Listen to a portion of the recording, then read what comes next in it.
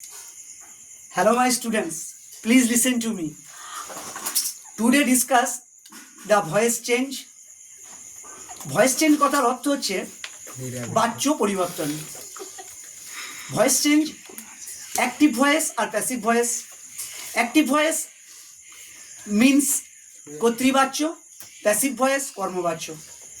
আমরা voice change করব কিভাবে একটা উদাহরণ দিয়ে বলি। প্রেজেন্ট ইনডেফিনাইটে আই সি এ বার্ড, আমি একটা পাখি দেখি। এবার প্যাসিভে করলে একটি পাখিকে দেখা হয় আমার দ্বারা। A bird is seen, a bird is seen by me, এটা হচ্ছে অ্যাক্টিভ থেকে passive. 2 number, I know her, আমি মেয়েটাকে চিনি বা জানি, এটা উইদাউট বাই দিয়ে। অর্থাৎ হার থেকে সি করো, নোটা প্রেজেন্ট টেন্স, তাহলে she is, know knew known, she is known, to me, মেয়েটি আমার কাছে পরিচিত। 2 নম্বর, একটা কন্টিনিউয়াস দিয়ে বলি, present continuous. I am drawing a picture, আমি একটা ছবি আঁকছি, তাহলে এ পিকচার ইজ, যেহেতু একটা ছবি সেহেতু ইজ হবে। আইনজনে বিং দেবে, আইনজনে সবসময় প্রেজেন্ট কন্টিনিউয়াসে বিং আসবে ভয়েস চেঞ্জের ক্ষেত্রে। A picture is being, draw, drew, drawn, তাহলে থার্ড ফর্ম করবে a picture is being drawn by me, full stop. এটা গেল প্রেজেন্ট কন্টিনিউয়াস টেন্সের। একটা আদেশমূলক বাক্য বলি, স্টপ রাইটিং। ছাত্রদেরকে বলা হয় যে তোমরা থামাও লেখা, এটাকে ভয়েস চেঞ্জ করলে কি হবে, ইউ আর অর্ডার টু, তোমাকে ইউ আর অর্ডার টু, তারপরে স্টপ রাইটিং, তাহলে বাক্যটা হবে you are order to stop writing, তোমাকে আদেশ দেওয়া হচ্ছে লেখাটা থামাও। ঠিক একইভাবে যদি অনুরোধমূলক বাক্য হয়, প্লিজ লিসেন টু মি, দয়া করে আমার কথা শোনো, তাহলে you are requested, you are requested to listen me, you are requested to listen me, দয়া করে আমার কথা শোনো।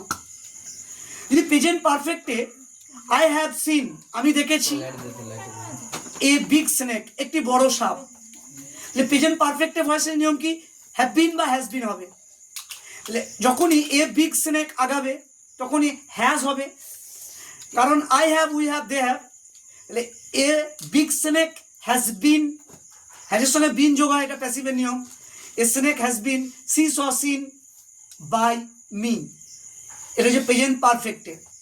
যদি আমি ফিউচার ইনডেফিনাইট আলোচনা করি, তাহলে আই শ্যাল ডু ইট, তাহলে আমি, আমরা পরে শ্যাল বাকি উইল, যখনই ইটটা এগোবে ভয়েস চেঞ্জের ক্ষেত্রে ইট, তারপর ইটের পর উইল হবে, উইলের সঙ্গে শ্যাল বি বা উইল বি নিয়ম অনুযায়ী আমরা করবো।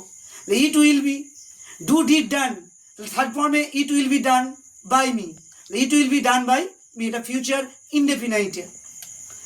যদি আমরা পাস্টে করি তাহলে আমরা কি দেখি, যে আই মেড এ মিস্টেক, আমি একটা ভুল করেছিলাম, আই মেড এ মিস্টেক, এটা 12 এসেছিল 12 ক্লাসে। এ মিস্টেক, এবার মেডটা পাস্ট টেন্সের সঙ্গে সঙ্গে ওয়াজ করো, যদি অনেকগুলো হয় তাহলে অয়ার করবে। এ মিস্টেক ওয়াজ, এবার make made made, a mistake was made by me, এগুলো তোমরা ভালো করে শিখতে হবে। যদি পাস্ট কন্টিনিউয়াসে থাকে, যে সি ওয়াজ ড্রয়িং পিকচার্স, মেয়েটি অনেকগুলো ছবি আঁকছিল, তাহলে পিকচার্স আঁকাও, তাহলে এখানে যখনই পিকচার্স হবে তখন ওয়াজ থাকবে না, অয়ার হবে, অনেকগুলো প্লুরাল নাম্বার, যে পিকচার্স অয়ার। আইএনজি বিং দাও, যে pictures were being, draw, drew, drawn, third form করো, তাহলে were being drawn by her, by her, এটা হচ্ছে পাস্ট কন্টিনিউয়াসে। পাস্ট কন্টিনিউয়াস নিয়ম হচ্ছে যে একটা হলে ওয়াজ হবে, অনেকগুলো হলে অয়ার হবে, মূল ভার্বের সঙ্গে আইএনজি যোগ থাকবে এবং তখন বিং হবে, তখন বিং হবে, বিং করার পরে মূল ভার্বটা থার্ড ফর্ম করবে, মূল ভার্বটার থার্ড ফর্ম করবে ভয়েস চেঞ্জে। হয়েছে, আজকে এইটুকুই, গুড বাই। আবার ক্লাসে তোমাদের নেক্সট দিন দেখা হবে বামদেব স্যারের সঙ্গে। সবাই ভালো থাকো, গুড বাই।